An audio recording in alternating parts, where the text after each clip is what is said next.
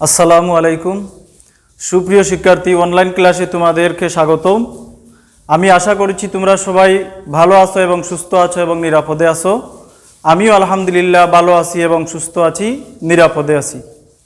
সুপ্রিয় শিক্ষার্থী, আজ অনলাইন ক্লাস নিয়ে তোমাদের সামনে হাজির হয়েছি আমি বেলাল আহমদ, সহকারী শিক্ষক, SPPM উচ্চ বিদ্যালয়, ছাতক, সুনামগঞ্জ। সুপ্রিয় শিক্ষার্থী, আজ আমি যে বিষয়টি নিয়ে আলোচনা করব সেটি হলো অষ্টম শ্রেণী বিষয় ইসলাম ও নৈতিক শিক্ষা, প্রথম অধ্যায়, পাঠ 5। পাঠ শিরোনাম হচ্ছে খতমে নবুয়ত। পাঠ শিরোনাম হলো খতমে নবুয়ত। সুপ্রিয় শিক্ষার্থী, এই পাঠ থেকে আমরা যে শিক্ষণফল অর্জন করব তা হলো খতমে নবুয়তের পরিচয় আমরা জানতে পারবো এই পাঠের মাধ্যমে। দ্বিতীয়টি হলো খতমে নবুয়তে বিশ্বাসের গুরুত্ব আমরা এই পাঠের মাধ্যমে জানতে পারবো। সুপ্রিয় শিক্ষার্থী, এই পাঠ পর্যালোচনায় প্রবেশ করার সাথে সাথে আমরা যে বিষয়টিতে প্রথমে চলে যেতে হবে সেটি হলো খতমে নবুয়তের পরিচয়। সুপ্রিয় শিক্ষার্থী, তোমরা অষ্টম শ্রেণীর তোমাদের পাঠ্য বইয়ে প্রথম অধ্যায়ের পাঠ 5, এই অধ্যায়ের পঞ্চম পাঠে তোমরা এই পাঠ শিরোনামটি তোমরা পাবে যে এই পাঠে প্রথম ধাপ হচ্ছে আমাদের খতমে নবুয়তের পরিচয়। সুপ্রিয় শিক্ষার্থী, আমরা এখানে লক্ষ্য করি যে এই পাঠে লেখা আছে খতমে নবুয়ত, এই খতমে নবুয়তের পরিচিতি। তো খতমে নবুয়তের পরিচিতি আলোচনা করতে গিয়ে সুপ্রিয় শিক্ষার্থী, প্রথমে আমরা দেখতে হবে এখানে খতমে নবুয়ত আমি বোর্ডে লিখে দিয়েছি, বাংলায়ও লেখা আছে খতমে নবুয়ত। এই যে শব্দ দুইটি আরবি, এই আরবি দুইটি শব্দকে আরবি ভাষায় মুরাক্কাব বলা হয়, মানে যৌগিক শব্দ বলা হয় দুইটি। তো সুপ্রিয় শিক্ষার্থী, প্রথমে আমরা যে এই খতমে নবুয়ত, এই খতমে নবুয়ত শব্দ দুটির অর্থ আমরা প্রথমে জানব। সুপ্রিয় শিক্ষার্থী, এবার আসি আমরা এই যে খতম, এই যে আরবিতে লেখা আছে খাত তা মিম খতম, এই খতম শব্দের অর্থ হলো শেষ। খতম শব্দের অর্থ শেষ, সমাপ্তি। খতম শব্দের অর্থ শেষ, সমাপ্তি। আর নবুয়ত, নবুয়ত, নবুয়ত শব্দের অর্থ হলো, নবুয়ত শব্দের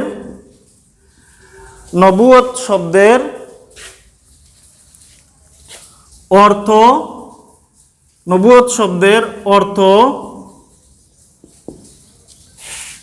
হলো, নবুয়ত শব্দের অর্থ হলো নবী গণের দায়িত্ব, নবীগণের দায়িত্ব। সুতরাং সুপ্রিয় শিক্ষার্থী, এই যে খতমে নবুয়ত যেটি, এই খতম শব্দের অর্থ শেষ বা পরিসমাপ্তি বা সমাপ্তি, আর নবুয়ত শব্দের অর্থ হচ্ছে নবীগণের দায়িত্ব। সুতরাং খতমে নবুয়ত এর সম্পূর্ণ অর্থ হলো, সুপ্রিয় শিক্ষার্থী, তোমাদের বোধগম্যের জন্য আমি বলে দিয়েছি যে খতমে নবুয়তের সম্পূর্ণ অর্থ হলো যে নবীগণের দায়িত্বের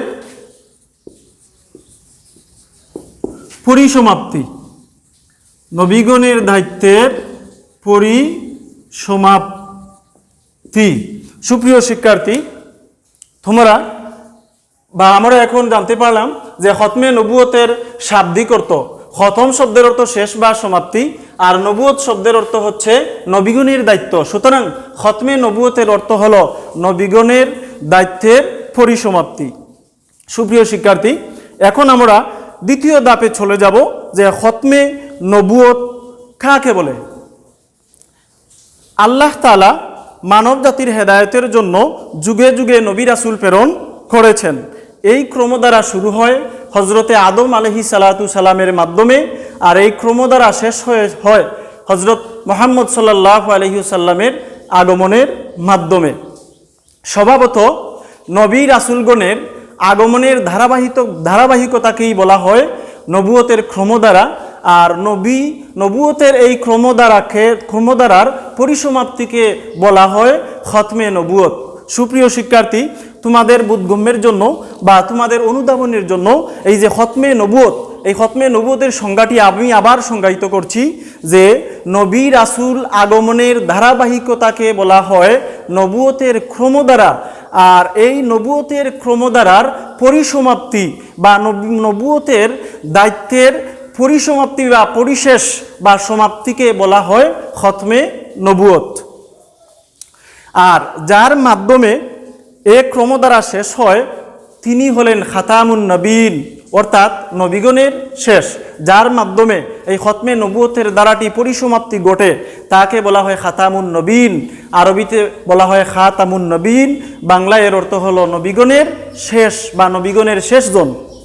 আর এই খাতামুন নবীন কাকে বলা হয় যদি প্রশ্ন আসে, তাহলে তার উত্তরে আমরা বলবো যে এই খাতামুন নবীন হলেন হজরত মুহাম্মদ সাল্লাল্লাহু আলাইহি ওয়াসাল্লাম। আমাদের প্রিয় নবী হজরত মুহাম্মদ সাল্লাল্লাহু আলাইহি ওয়াসাল্লামকে খাতামুন নবীন বলা হয়, অর্থাৎ নবীগণের সর্বশেষ নবী। উনার পরে আর কোনো নবী আসবেন না, কিয়ামত পর্যন্ত আসবেন না। সুপ্রিয় শিক্ষার্থী, আমরা আজকের পাঠের প্রথম ধাপে জানলাম যে খতমে নবুয়ত শব্দের অর্থ বা খতমে নবুয়তের পরিচয়।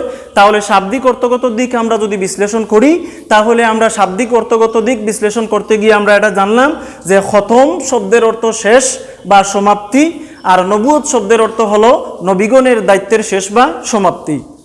সুতরাং খতমে নবুয়তের অর্থ হলো নবীগণের দায়িত্বের পরিসমাপ্তি।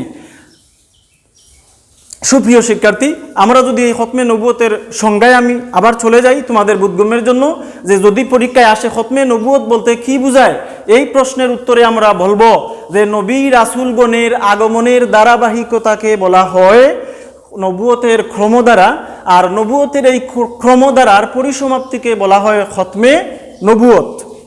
সুপ্রিয় শিক্ষার্থী, দ্বিতীয় প্রশ্ন যদি আসতে পারে খাতামুন নবীন কে বা কাকে খাতামুন নবীন বলা হয়, তাহলে আমরা বলবো যে খাতামুন নবীন বা নবীগণের শেষ হলেন হজরত মুহাম্মদ সাল্লাল্লাহু আলাইহি ওয়াসাল্লাম।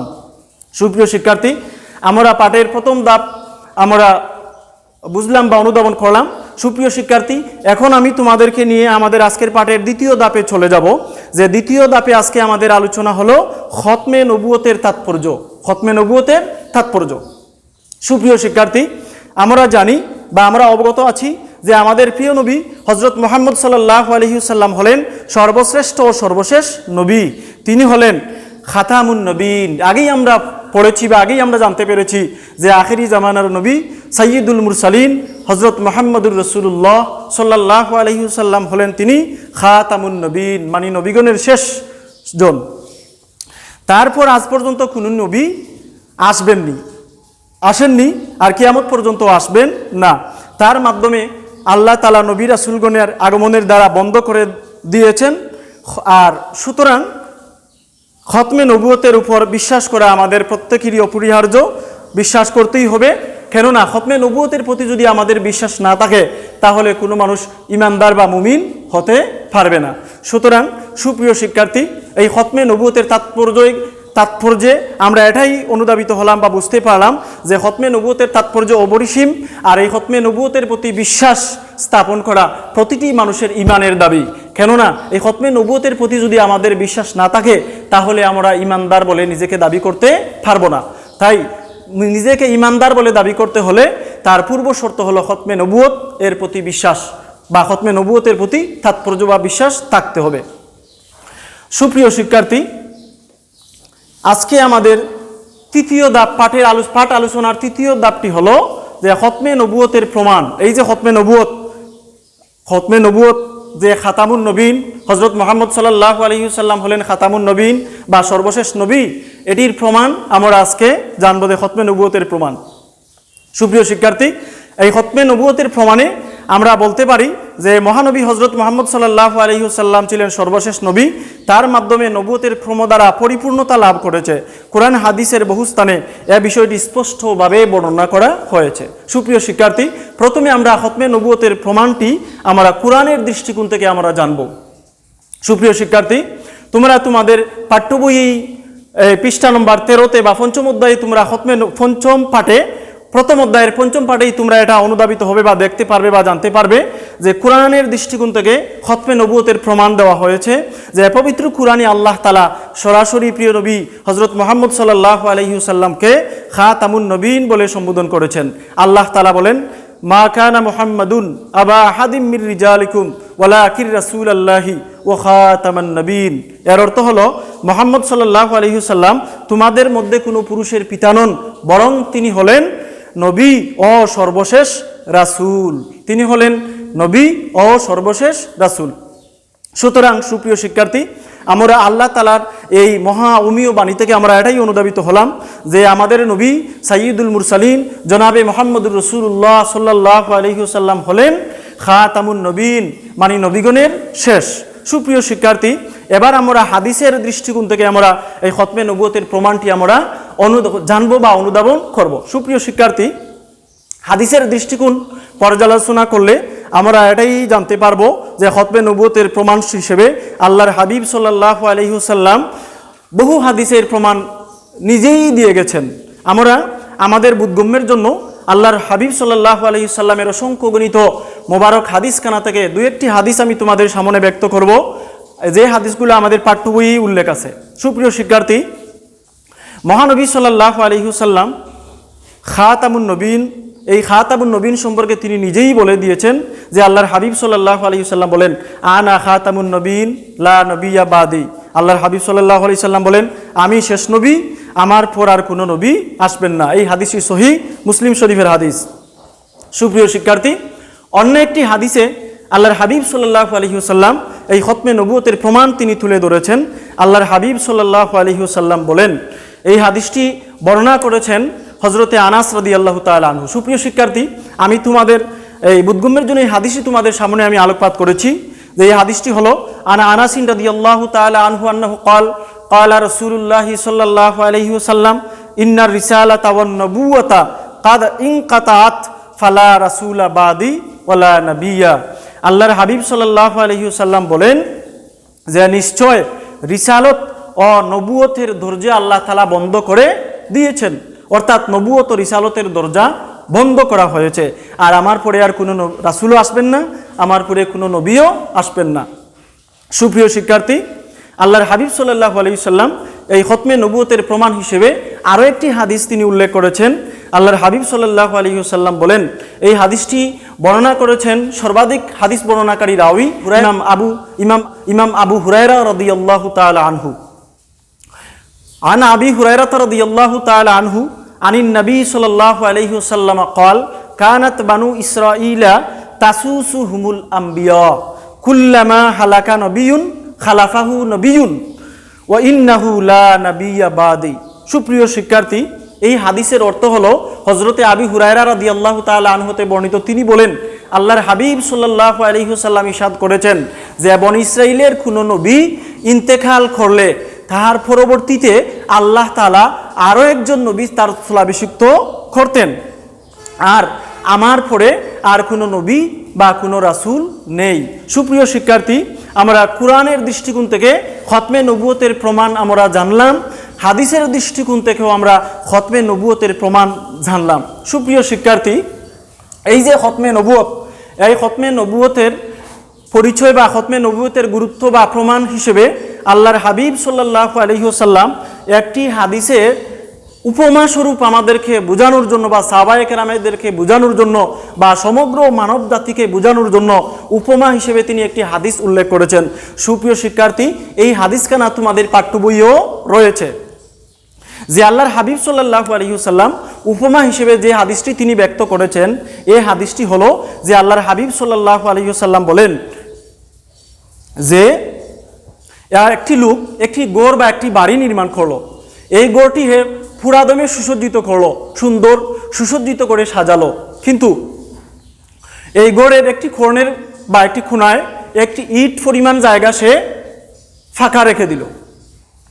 এই যারাই দর্শনার্থী যারা আসে এই গড়টি তারা দেখে অবলোকন করে, যাওয়ার শেষে তারা এটাই বলে, হায় হায় কি সুন্দর গড়টি, তবে তার কোণার মধ্যে একটি ইট অবশিষ্ট আছে, যদি এই ইটটি পরিপূর্ণ হয়ে যেত তাহলে গড়টি আরোই না কত সুন্দর হতো। এই দৃষ্টিকোণ, এই উপমার তুলনা হিসেবে আল্লাহর হাবিব সাল্লাল্লাহু আলাইহি সাল্লাম বলেন এই গড়টি খুব সুন্দরভাবে সুসজ্জিত রয়েছে, আর এই সুসজ্জিত গড়ের ভেতরে একটি ইট পরিমাণ জায়গা ফাঁকা থাকার কারণে গড়টিকে অসুন্দর বা অসম্পূর্ণ লাগছে।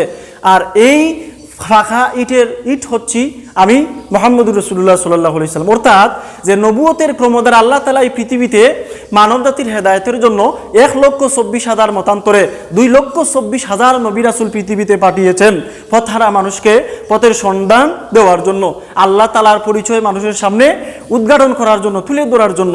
আর আল্লাহর হাবিব সাল্লাল্লাহু আলাইহি সাল্লাম এটাই তিনি নিজেকে উপমাস্বরূপ বুঝাতে চেয়েছেন যে হযরত আদম আলাইহিস সালাতু সালাম থেকে নিয়ে হযরত ঈসা আলাইহিস সালাতু সালাম পর্যন্ত যত নবী রাসূল আগমন করেছিলেন সব নবী রাসূল আগমন করার পরও একটি জায়গা ফাঁকা ছিল, সেই জায়গাটি সেই জায়গায় ফাঁকাটির বরাতকারী ছিলেন হযরত মুহাম্মদুর রাসূলুল্লাহ সাল্লাল্লাহু আলাইহি সাল্লাম। অর্থাৎ আল্লাহ রাসূল সাল্লাল্লাহু আলাইহি সাল্লাম নিজেকে এটাই তিনি প্রমাণিত করতে চেয়েছিলেন যে তিনি হলেন খাতামুন নবীন, তিনি হলেন সর্বশেষ নবী। সুপ্রিয় শিক্ষার্থী, আমরা কোরআন হাদিসের দৃষ্টিকোণ থেকে এই যে খতমে নবুয়তের প্রমাণ আমরা জানতে পারলাম। সুপ্রিয় শিক্ষার্থী, এখন আমরা জানবো যে যৌক্তিক প্রমাণের ভিত্তিতে খতমে নবুয়তের প্রমাণ। তো যৌক্তিক প্রমাণের ভিত্তিতে যদি সুপ্রিয় শিক্ষার্থীরা আমরা জানতে চাই তাহলে আমাদের পাঠ্য বই এটা আছে যে সাধারণত এক নবীর পরে অন্য নবী আসতে হলে 3টি কারণে নবী রাসূল আগমন করতেন। মানে আল্লাহ তাআলা 3টি কারণে নবী রাসূল এক নবীর পর অন্য নবী আল্লাহ তাআলা পাঠাতেন। তার মধ্যে প্রথম কারণটি হলো পূর্ববর্তী নবীর শিক্ষা যদি বিলুপ্ত হয়ে যায় বা বিকৃত হয়ে যায়। দ্বিতীয় কারণ হলো পূর্ববর্তী নবীর শিক্ষা অসম্পূর্ণ হয়ে পড়লে বা তাতে যদি কোনো নতুন কিছু সংযোজন বা বিযোজনের প্রয়োজন দেখা দেয় তাহলে আল্লাহ তাআলা এক নবীর পর অন্য নবী পাঠাতেন। 3 নম্বর কারণ হচ্ছে যে পূর্ববর্তী নবীর শিক্ষা কোনো বিশেষ স্থান বা কালের জন্য যদি নির্দিষ্ট হয়। তো সুপ্রিয় শিক্ষার্থী, যৌক্তিক প্রমাণের এই 3টি প্রমাণের ভিত্তিতে আমরা যদি এটাই বলতে চাই যে এই যৌক্তিক 3টি প্রমাণ বর্তমানে প্রযোজ্য নয়। কেননা প্রথম প্রমাণটি হলো যে পূর্ববর্তী নবীর শিক্ষা যদি বিলুপ্ত হয়ে যায় তাহলে আল্লাহ তাআলা এক নবীর পর অন্য নবী পাঠাতেন। এই ব্যাপারে যদি আমরা বলি যে আল্লাহ রাসূল সাল্লাল্লাহু আলাইহি সাল্লামের শিক্ষা ও দ্বীন ইসলাম বা আল্লাহ রাসূল সাল্লাল্লাহু আলাইহি সাল্লামের আদর্শ আজ পর্যন্ত বিদ্যমান, এটি বিন্দুমাত্র বিকৃত হবে না, যার দরুন এই যে যৌক্তিক প্রমাণের প্রথম প্রমাণটি এটা খণ্ডিত হয়ে গেল। আর দ্বিতীয়টি হলো যে আল্লাহ রাসূল সাল্লাল্লাহু আলাইহি ওয়াসাল্লামের শিক্ষা এবং দ্বীন ইসলাম পরিপূর্ণ ও পূর্ণাঙ্গ, এতে কোনো অসম্পূর্ণতা নাই, এতে কোনো সংযোজনের দরকার নেই, বিয়োজনেরও দরকার নেই। এই ব্যাপারে আল্লাহ তাআলা কুরআনুল কারীমের মধ্যে বলেন, আল-ইয়াউমা আকমালতু লাকুম দীনাকুম ওয়া আতমামতু আলাইকুম নি'মাতি ওয়া রাদিতু লাকুমুল ইসলামা। অর্থাৎ আজ আমি তোমাদের জন্য তোমাদের দিনকে পরিপূর্ণ করে দিলাম, তোমাদের উপর আমার নিয়ামতকে সম্পূর্ণ করলাম এবং ইসলামকে তোমাদের দিন হিসেবে মনোনীত করলাম। সুপ্রিয় শিক্ষার্থী, দ্বিতীয় যৌক্তিক প্রমাণটি আমরা খণ্ডিত করে ফেললাম। তৃতীয় প্রমাণটি হলো যে নবীর শিক্ষা কোনো বিশেষ স্থান বা কালের জন্য নির্দিষ্ট ছিল কি না। না, যে সুপ্রিয় শিক্ষার্থী, যে আল্লাহর হাবিব সাল্লাল্লাহু আলাইহি সাল্লামের এই যে শিক্ষা বা আদর্শ এটা কোনো কাল বা কোনো সময়ের জন্য এটা নির্ধারিত ছিল না। এই ব্যাপারে আল্লাহ তাআলা বলেন, ওমা আরসালনাকা ইল্লা কাফাতাল লিন্নাসি বাশীরাও ওয়া নাযীরা। হে মুহাম্মদ সাল্লাল্লাহু আলাইহি সাল্লাম, নিশ্চয় আমি তোমাকে মানব জাতির প্রতি সুসংবাদদাতা ও ভয় প্রদর্শন হিসেবে প্রেরণ করেছি। মানে সমগ্র মানব জাতির জন্য তিনি ছিলেন সুসংবাদদাতা এবং ভয় প্রদর্শনকারী। অন্যত্র আল্লাহ তাআলা বলেন, কুল ইয়া আইয়ুহান নাস ইন্নী রাসূলুল্লাহি ইলাইকুম জামিয়া। হে নবী সাল্লাল্লাহু আলাইহি সাল্লাম, আপনি বলুন, হে মানব মণ্ডলী, আমি তোমাদের সকলের নবী বা তোমাদের সমগ্র মানব জাতির জন্য আল্লাহ তাআলা আমাকে নবী হিসেবে প্রেরণ করেছেন। সুপ্রিয় শিক্ষার্থী, আমরা এই পাঠ থেকে আজকে এটাই অনুধাবিত হলাম যে খতমে নবুয়ত কি, খতমে নবুয়তের পরিচয়, খতমে নবুয়তের গুরুত্ব, আর খাতামুন নবীনকে যে খাতামুন নবীন এর প্রমাণ্য দলিল এবং যৌক্তিক দলিল। সুপ্রিয় শিক্ষার্থী, তোমরা প্রত্যেকেই তোমাদের বাড়িতে অবস্থান করবে আর তোমাদের পাঠ্য বইয়ের প্রথম অধ্যায়ের 5ম পাঠটি তোমরা অনুধাবন করবে, পড়বে। আর তোমাদের আমি বাড়ির একটি কাজ তোমাদেরকে দিয়ে দিচ্ছি, যে বাড়ির কাজটি হলো যে তোমরা বাড়িতে খতমে নবুয়ত বলতে কি বোঝায় এটা আমি তোমাদের বাড়ির কাজ দিয়ে দিচ্ছি তোমাদেরকে সুপ্রিয় শিক্ষার্থী, যে হোমওয়ার্ক যেটি এটি হলো, প্রথমটি হলো বাড়ির কাজ, যেটি বাড়ির কাজ প্রথমটি হলো খতমে নবুয়ত। খতমে নবুয়ত কি? 2 নম্বর প্রশ্ন হলো কাকে খাতামুন নবীন বলা? খাতামুন নবীন, খাতামুন